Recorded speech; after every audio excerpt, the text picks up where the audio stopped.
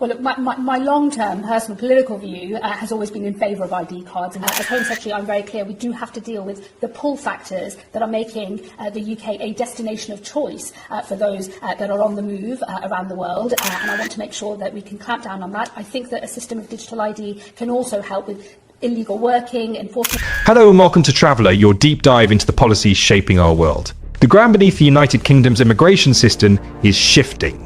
In a series of bold and frankly seismic moves, the government has signalled a new era, one defined by enforcement, control, and a much tougher stance on who can enter, work and live in the UK. This isn't just about tweaking the rules, it's a fundamental rewrite of the relationship between the state and the individual, with huge implications for everyone. Today we're going to unpack 4 key developments that are setting the stage for the biggest changes in a generation. So, let's get into it. First, let's talk about the new architect of this policy, Home Secretary Shabbana Mahmood. Her appointment is a clear signal of intent. In her first statements, she has promised to deport foreign national offenders faster than ever and has made securing the UK's borders her absolute priority. This isn't just rhetoric. Mahmood has already met with her counterparts from the Five Eyes Intelligence Alliance, the US, Australia, Canada and New Zealand, to coordinate action against countries that refuse to accept the return of their own citizens who are in the UK illegally. She has explicitly warned that this could lead to visa suspensions for non-cooperative nations, a hardball tactic aimed at enforcing the UK's immigration laws. Mahmood, who represents a multi-racial constituency in Birmingham, argues that her voters want a fair but managed migration system, noting that many of them came to the UK under strict rules themselves. Her immediate focus is on the small boat crisis, which saw a record of over 29,000 people arrive this year, including 1,097 on a single Saturday. To tackle this, she is banking on a new UK-Air France returns agreement. This pilot scheme, which began on August 5, 2025, allows the UK to send some migrants back to France in exchange for accepting an equal number of asylum seekers through a legal route. However, the initial target is reportedly around 50 people per week, a fraction of the arrivals, raising questions about its overall impact. Section 2. The BritCard, a digital fortress. Perhaps the most far-reaching and controversial proposal being explored is a mandatory digital ID for all British nationals, nicknamed the BritCard. Prime Minister Keir Starmer has confirmed his government is seriously considering the idea as a tool to combat illegal migration. The concept, championed by the influential think tank Labour Together, involves a universal digital credential, likely on a smartphone app, that would be required to prove an individual's right to live and work in the UK. Supporters argue this would make right to work and right to rent checks far more effective, making it incredibly difficult for those without legal status to function in the country. However, the idea of national ID cards is a political minefield in Britain. A previous attempt by the Tony Blair government was scrapped in 2010 after fierce opposition from civil liberties groups. They raised alarms about the potential for a database state, mass surveillance, and the erosion of privacy. Those same fears are resurfacing now, with critics warning that a digital ID system could amplify the problems of the hostile environment. The hostile environment policy, introduced in 2012, was designed to make life so difficult for undocumented migrants that they would voluntarily leave.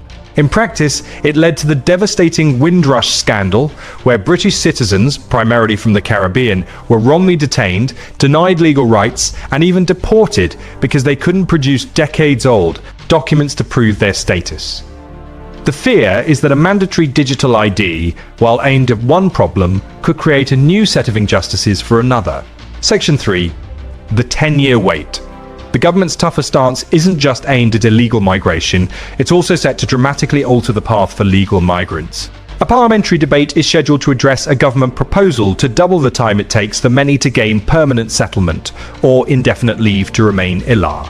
The plan is to extend a qualifying period from 5 years to 10 years. This has triggered a massive public outcry. 2 petitions have gathered enormous support, forcing this debate in Westminster Hall. It is important to note that this type of debate does not end in a legally binding vote, but it serves as a powerful platform to publicly challenge the government. The main petition, with over 163,000 signatures, argues that retrospectively changing the rules for skilled worker visa holders already on a 5-year track is deeply unfair. A second petition, with more than 108,000 signatures, demands that British national overseas visa holders from Hong Kong be exempt from the changes, arguing it would be a betrayal of trust. The government calls this new concept earned settlement, where the right to remain is based on a decade of economic and social contributions. But for the thousands of skilled workers, entrepreneurs and families who plan their lives around the 5-year rule, this feels like the goalposts are being moved mid-game, creating immense uncertainty and anxiety. Section 4, Barracks and Enforcement. Finally, we turn to the government's plans for housing asylum seekers. With hotels proving costly and controversial, Defence Secretary John Healey has announced that the government is looking really hard at using military barracks and other sites for temporary accommodation. This is not a new idea. The previous government used sites like Napier Barracks in Kent, but the policy was plagued with problems. Human rights groups and even the High Court have condemned the conditions at Napier as inadequate, prison-like and unlawful. Reports from inside described crowded dormitories, a lack of privacy, and a severe toll on the mental health of residents, many of whom are vulnerable people fleeing persecution. Internal Home Office documents even revealed that the move was partly justified by a fear that providing more generous accommodation would undermine public confidence in the asylum system. For the new government, which had previously criticised and moved away from using such sites, this represents a significant and tough pivot towards a more enforcement-led approach. So, what does this all add up to?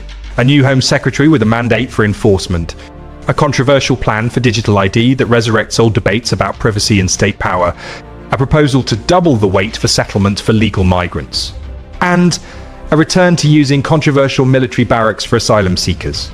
The themes are clear: control, enforcement, and a tougher line across the board. The government is betting that these measures will restore public confidence and get a grip on immigration. But the questions are profound. Is a digital ID a necessary tool or a step too far towards a surveillance state? Is it fair to change the rules for people who have planned their lives around a promise of settlement in 5 years? What are your thoughts on these developments? Let us know in the comments below. And if you found this analysis informative, please like, share and subscribe to Traveller for more deep dives into the policies that affect us all. Thanks for watching.